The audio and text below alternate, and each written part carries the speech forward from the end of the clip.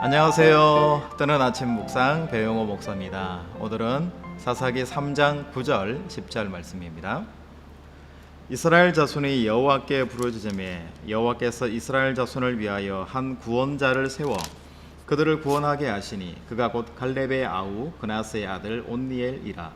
여호와의 영이 그에게 임하셨으므로 그가 이스라엘의 사사가 되어 나가서 싸울 때에 여호와께서 메소포타미아 왕 구산 리사다임을 그의 손에 넘겨주심에 온니엘의 손이 구산 리사다임을 이기니라. 아멘.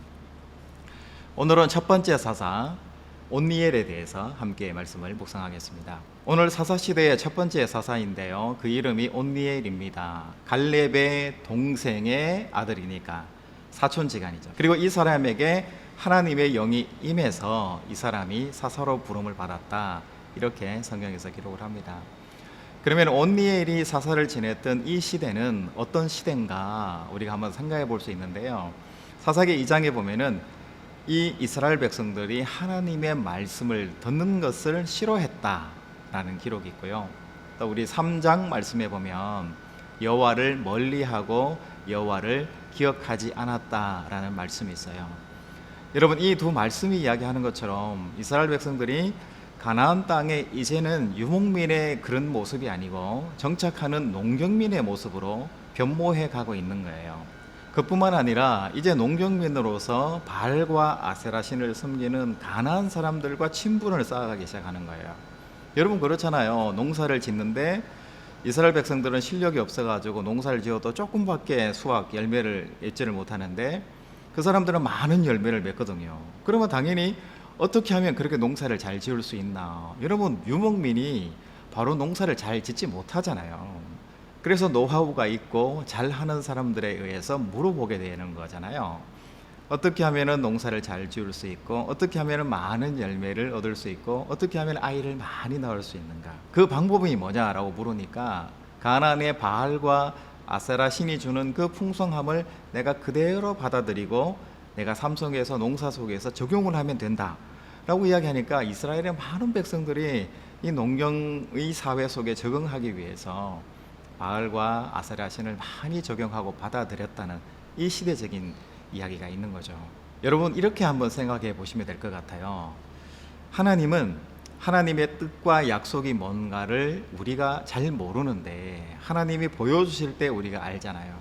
그 뜻을 알고 추구하고 순종함을 통해서 그 속에서 하나님이 주시는 참 평화와 기쁨을 누리는 종교예요.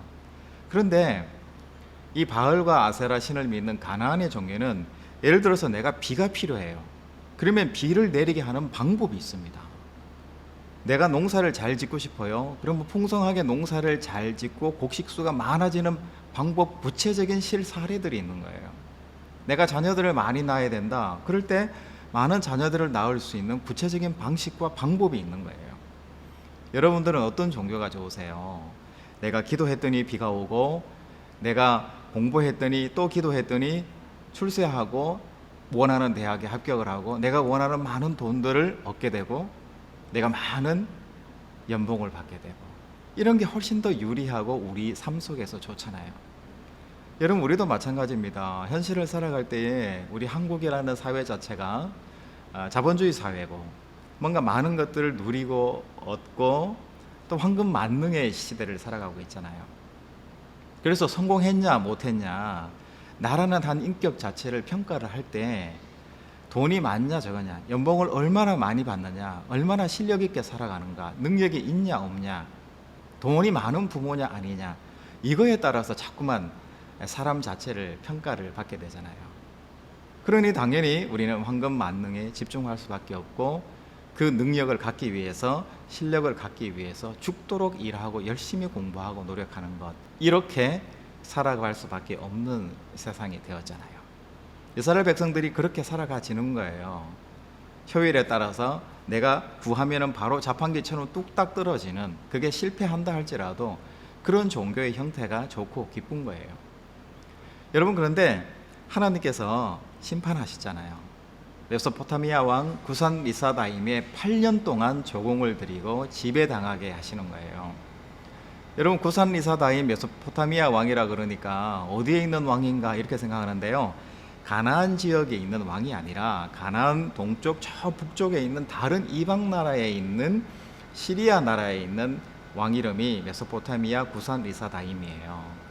그러니까 그러면 지배를 당한다는 것이 이스라엘만 지배를 당하는 것이 아니라 가나안 사람들도 동시에 8년 동안 지배를 당했다라는 것을 이야기하는 거잖아요. 그럼 뭘 이야기하는 거예요? 가나안 사람이나 이스라엘 사람이나 진배 없는 존재가 되었고, 하나님은 이 두 민족을 모두 심판하셔서 8년 동안 지배당하게 만드셨다라는 것을 이야기하는 거예요. 이런 어려운 시대와 환경 가운데 사람들은 신앙을 생각하게 되고, 우리가 뭔가 잘못 살아가고 있는 것이 아닌가, 우리의 실패와 좌절이 뭔가 문제가 있다라는 것을 깨닫게 되죠.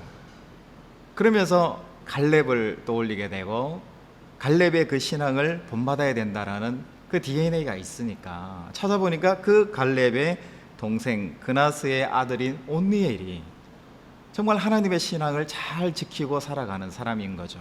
그래서 그 사람을 초대 사사로 세운 거예요. 그랬을 때 이 온니엘이라는 사람이 어떻게 만들어 나갔을까요? 현실의 기복적인 신앙, 비와 풍요와 돈과 물질과 또 자녀의 다산의 이런 것들을 위해서 기도하면 찍어내듯이 주어지는 어떤 바알과 아사라의 신이 아니라 하나님의 뜻이 무엇인가를 알고 하나님의 뜻대로 살기 위해서 순종하는 삶을 살아내는 정말 야훼의 종교의 형태로, 원래대로의 하나님의 신앙의 백성들의 형태로 바꾸어 갔다라는 거예요. 이것이 뭐냐면 개혁이고, 온니엘 사사가 주장했던 바로 개혁 정신이에요. 이렇게 만들어 나갈 때 하나님이 어떻게 복을 주셨습니까? 8년 동안 지배당하게 하셨는데 그 이후에 40년 동안 아무 전쟁이 없고 평화롭게 지배당하지 않고 살 수 있도록 하나님께서 이스라엘과 가나안 땅에 복을 내려주셨다는 이야기가 바로 온니엘의 이야기인 거죠. 여러분, 오늘 이 이야기를 들으니까 어떤 마음이 드세요? 내가 그동안 살아가는 내 모습들을 여러분 한번 돌아보시고, 내 사는 모습이 하나님이 정말 원하시는 모습은 아니겠구나 라는 모습을 생각을 여러분 한번 하셨으면 좋을 것 같아요. 그래서 갈렙의 동생 그나스의 아들 온니엘을 사용하셔서 이스라엘 백성들과 가나안 땅을 새롭게 하신 것처럼 나의 필요에 의해서 선택할 수 있는, 내 필요에 대해서 얼마든지 주무를 수 있는 그런 신이 아니라 하나님의 위대하신 그 뜻을 내가 알고 배워서 순종함을 통해서 나를 복종시켜 하나님의 뜻을 이루어가는 삶으로 여러분 삶을 대전환해야 될 때가 바로 이 시대고 이 때라라는 것을 오늘 말씀이 전하고 있는 것 같습니다. 여러분, 오늘 전해주시는 이 온니엘의 개혁의 마음을 잘 가지셔서 내 안에 변화시켜야 될 마음들이 있다면 하나님께로 집중하시는 오늘 하루 되시기를 주님의 이름으로 축복합니다. 여러분, 내일 또 뵙겠습니다. 샬롬.